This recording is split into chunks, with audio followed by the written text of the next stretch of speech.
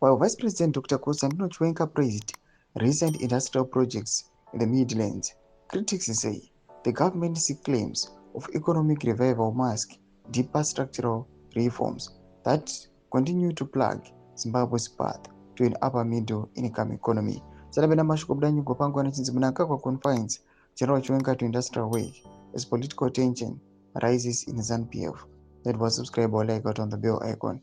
Tibuna no during a recent tour of 4 firms, including Sebo Chemicals and Zimchem, Chiwenga expressed satisfaction with ongoing revival efforts and stressed that companies should produce tangible results. Sebo Chemicals shut down in 2022 for several reasons, but these issues have not been addressed.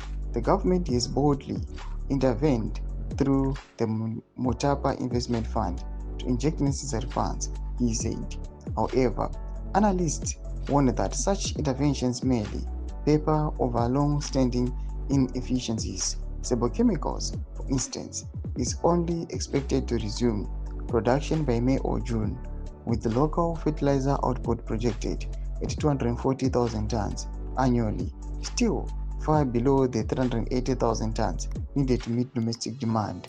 The chief executive informed us that at the current pace, all work will be completed by the end of April, and we should expect the first bags of ammonium nitrate to be delivered by late May to early June.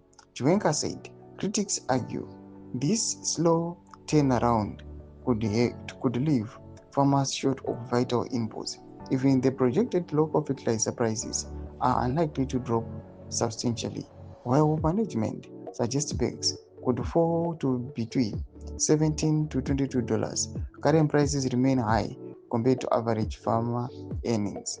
At Global Union, Aloy Chiwenga noted that 5 furnaces are complete but still awaiting connection to the national grid. Doma developments anobuda pangwa ine achonoka kunzi VP Constantino Chiwenga is moving with the work.